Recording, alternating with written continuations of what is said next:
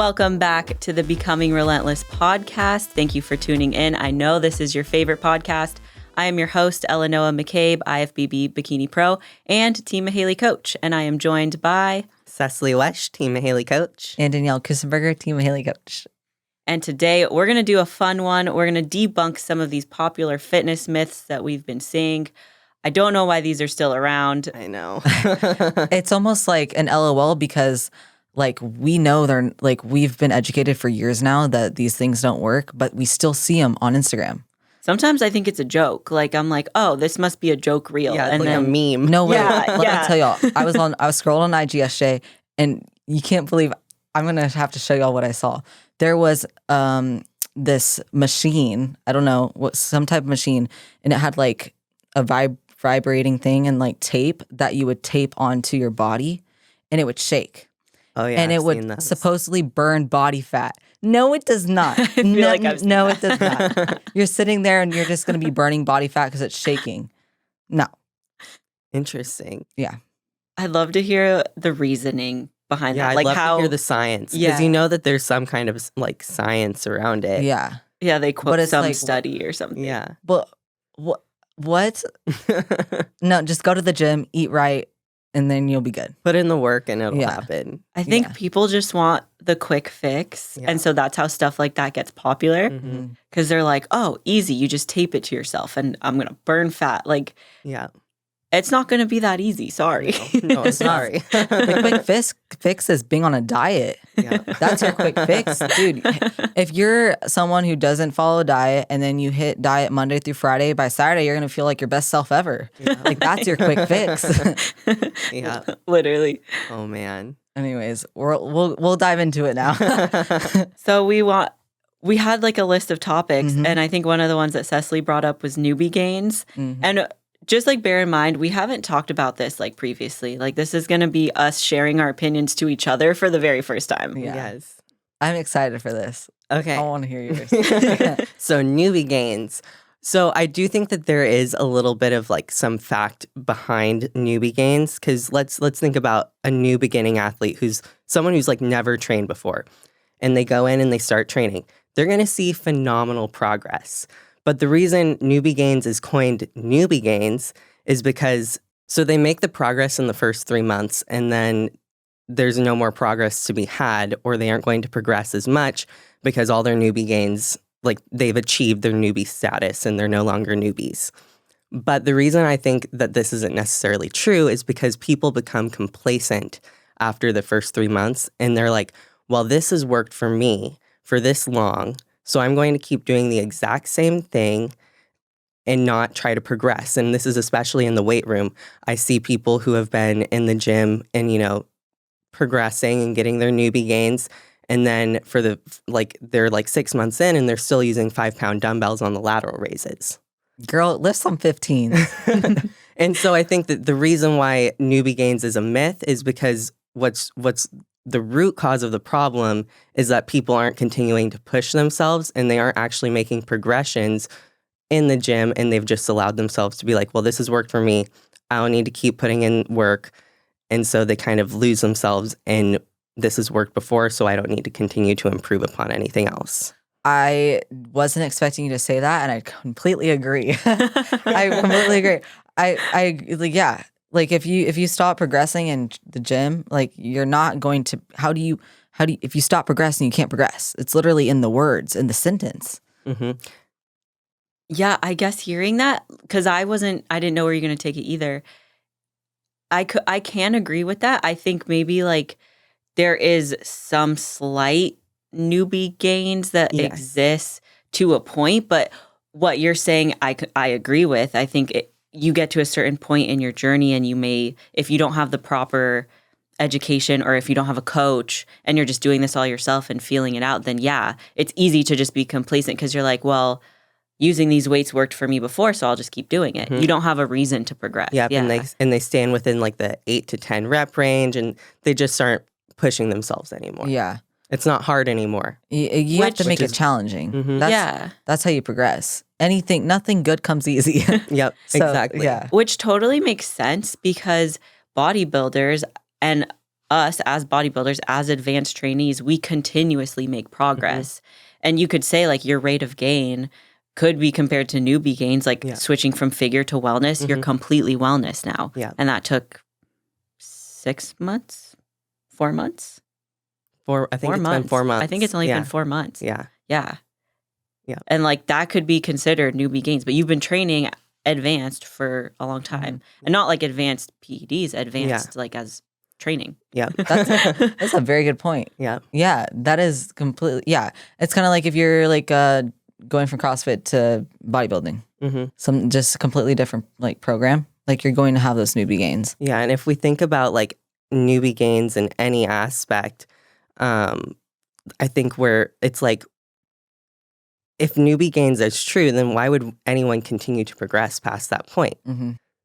So that's why I just don't really believe in it, because it's like, well, if you can only progress within this certain amount of window at a high rate, then what are all these other bodybuilders doing? Right. They're progressing at very high rates. Frequently, have they been doing this for what, like 10 plus years? Yeah. Oh, yeah. Yeah, that's very true. And that's very true. Now you have me thinking, because I was over here like, I believe in newbie gains because, but now it makes sense, you know? Yeah. It makes sense. I like that take. It's a hot take. You heard it here first. We don't believe in newbie gains. Gosh. We believe in gains at the beginning, in progression, but at the end of the day, progression is progression. So make sure you keep after it. Yep. Yeah, I really like that. I do too. Cool. Yeah. That's a good one, Sess. Good one. That's a very good one. Thank you. It's a hot one to start with. So I think then, how about the muscle confusion? Let's do it. Yes. Listen, you can't confuse your muscle. No, They but have seriously. tiny brains. Yeah. And you're They're like, shaking up. let me get confused. Yeah. All you got to do is shake around. Kind of like that machine. Yeah. If you were looking for something different, just try that machine. No, but seriously, listen, you can't confuse the muscle. Like man, I get so frustrated when I see this on Instagram. It's everywhere. Just like, oh, I did this one movement this week, so I can't do it again until like 4 weeks later or 4 months later. Dude, you're going to run out of movements to do really fast. Yeah. Well, people will do a program for like 4 weeks and like not see the results that they want. And so they're like, oh, I need a new program. It's like, no, you're not pushing yourself hard enough. Right. If you, But they're listen, like, I need to shock my muscles. Yeah, but They you don't have need to be shock them. confused. you need to shock that brain to actually stick to the plan for longer. But man, that was funny. Now I'm losing my train of thought. Okay. But I will say, any program will work for you, like for any person. All you got to do is push yourself hard enough. Any training program, seriously, challenge yourself hard enough to force the muscle to change, and you will see change. Yeah. Is there a certain time that you guys think athletes should ride a program out for? Or is it literally just until they've reached like max loading capacity on the lifts, where it's almost like counterproductive for them to be like RDLing that on a barbell because it's going to hurt their back or their wrists or something? Well, if you're having issues like you're RDLing or your shoulder press and like wrist hurt, it's mostly probably how you're holding the dumbbells, how you're placing different things. I will say, like, I used to RDL with the barbell, and I feel dumbbell weight better, so I switched to dumbbell. But there's always ways you can target that same muscle in a more challenging way with different exercises. Yeah, I wouldn't say that there's like a time frame that I give my athletes on a certain program, and it really depends on the athlete as well and what our goal is in that moment, because there's some athletes that have been on the same training program for almost a year now. Yeah. For some of my people, and they're still progressing, and they still haven't reached like max load capacity or where I feel like it's no longer useful. Now, if anything, if there's a certain movement that we start to like not have a lot of progression on, and we've kind of reached our max potential on it for a while, then that's when I'll switch up the program or maybe even just swap out that movement. It's very uncommon that I switch up training programs unless it's absolutely needed and like we've reached our max potential there. Yeah, I will touch on that. It's kind of the same thing. Like, I will never switch a training program completely out. Like, every exercise is different. Like, there might be like 2-3 exercises and a leg day. And a pull day, there's like some exercises, or maybe the exercises are moved around, but there's never like completely like leave that, let's exit, let's completely do something different. Right. So we almost are the complete opposite of muscle Yeah. confusion. We're like consistency. Well, no offense, but it's working. And like, look at our athletes. Like our athletes are dominating too. Like, and it's not just us. Like, we got tons of other people that are doing the same. Yeah. The biggest issue that I have with muscle confusion and people in that camp is the fact that nobody is going to actually master the movements or be able to find their true potential in that movement if they give up on it so quickly and they're constantly trying something new. Every single time you start a new training program, you're kind of at the bottom of the pool and you're trying to swim your way up and like find your groove again. So every single time you're trying to learn a new movement, it takes time to get it down. And you might think you have it down, but you probably don't have it down at all. And once you do have form down, like now you're trying to increase in weight. Yes. And like that's not gonna happen in 1 week. Like you increase over weeks, months, a long time. Yeah. So like form, there's like levels to this. Form, intent, like these are all different things you have to nail before you actually are finding yourself increasing in weight and progressing in that way. And let's talk about muscle confusion again, just in the aspect that in my personal training, I literally only have 2 days that repeat themselves every other day. I'm not confusing my muscles at all. No, you're just progressing I'm just progressing them. Right. Yeah. Yeah. I would agree. And like, I think just if we could see muscle confusion, just exit the fitness space in 2023, that would be my dream. Let's make Noah's dream come true. Yes, please. Make my dreams come true. That and I think our next one's pretty close to it. Spot. Which one? Spot reducing fat. Yeah. Oh, You see this man. all the time on social media. If I could spot reduce TikTok, fat, man, these Instagram. cheeks would be gone. I mean, not my lower cheeks, my upper cheeks, okay? If you're not watching, she pointed to her cheeks. Yes, upper cheeks. On her face. Yes. Yeah, I mean, same thing. Exit 2023, please. It's not a thing. You can't spot reduce fat. No, like, oh yeah, let me do some kickbacks and I'll lose all the fat off of my ass. No. If it works like that, then trust me, the world would look differently. It would look very different. Every girl would look like they have a butt lift. Yep. Well, and I love the workouts that are like burn your love handles, as if the specific like side lunge exercising that they're demonstrating is going to burn your love handle. I don't even feel my love handle. No, I know. exactly. I was gonna say most of the exercises you feel nothing within that region. Yeah. Yeah. It's so weird. It's like burn your whatever, and it's like, dude, I don't even feel that muscle. Yeah. To me, it's a marketing scam. People agree. want to sell you their program. So they want to sell you their booty guide or they want to sell you their ab workout plan. And so they're like, do these 5 exercises, buy my plan and get a 6-pack. Yeah. What about diet? What about cardio? I was gonna say, if you want a 6-pack, all you got to do is diet. Get lean body mass and like hit some ab exercises and like you'll be good. Yeah, but you're not going to lose fat by doing like 50 crunches. No, but when I was growing up, I did 50 crunches every day. Oh, me too. Yeah. Before I woke up, well, not growing up. This was when I was like in my disordered eating phase Same, and though. overtraining. I'd wake up every morning. I'd do 50 setups. I'd do 25 push-ups. Bro, no, wait. Do we have the same training program that we made for ourselves? It was, no, wait. Tell me what's next because we might. And then I can't remember what I did. I did multiple. I did. Did you do like ninjas. mountain climbers? Ninjas. Yes, I did. I did the little Mountain little climbers were in there. thing. Yeah. Yep. Oh my God. And I did kickbacks with no weight. And then I do it before I went to bed too. Yes, every Maybe night. this is like Every a night. training rite of passage. Like, did we just go through? We gave them an at-home workout.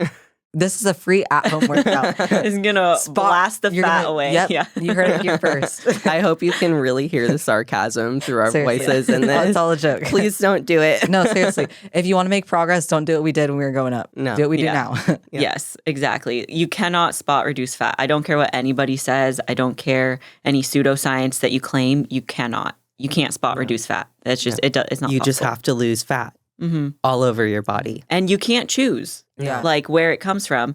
For me, I like to use the analogy when I'm prepping that I lose weight kind of like a top-down paper towel because you'll see it in my face, you'll see it in my shoulders, you'll see it in my core.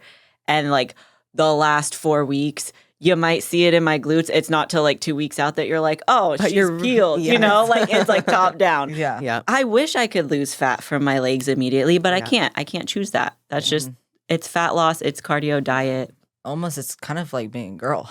Yeah. Yeah. Benefits of being a woman. Yeah. Yeah. But yeah, you can't like, and we all have different genetics, so we're gonna hold it differently. Yeah, that's why I have the biggest cheeks in here. That's funny. I was about to say both I on was- top I was and on about to bottom. say, Hey, y'all are so sweet. I literally thought My that confidence went up because I just, yeah, thank you guys. Thank you. That's funny. Y'all are awesome. All right. And then our last one, the carbs before bed. Oh man. Nah, not me. Just kidding. No, I love carbs. For bed, it's going to help you sleep. Seriously. Well, I guess I should be more specific. The myth is that you shouldn't eat carbs before bed because you're going to magically gain fat overnight if you eat carbs before bed. Myth. You heard it. That's a myth. Yeah. Yeah. That's not the case Mm-mm. whatsoever. Especially if No. you train at night. Like, dude, fuel your body. Yeah. And if But- you train early in the morning, Fuel your you body. should fuel your body like the night before. Yeah, I know some people, and this works really well. And I would, if I trained super early, I would eat a high carb meal before bed, and then you're gonna have a nasty pump and nasty training session the next day. Mm-hmm. And in that meal, I would even like suggest having some fats too. To, like, Yeah. Oh, carry for you sure. over. Yeah. Where do you think the myth comes from of people being scared of the carbs? Well, I feel like it was a generation thing too, because like a couple generations ago, there was like scared of fat, then it was scared of salt, then it was scared of carbs. Dude, you can be scared of everything, and you're not gonna see anything. Like, but like the real science, like the educate yourself, the science behind it, like there's a lot of benefits to having carbs at night. And I noticed too, and this is true, like your sleep's gonna be way better. And it's going to be way deeper. You're not gonna be waking up in the middle of the night hungry. And then it's just gonna, especially with recovery too, less fatigue, having it at carbs at night. Yeah. Just gonna make you feel overall better. And at the end of the day, like where you eat your food is where you eat your food, and that's the amount of calories that you had in at the end of the day.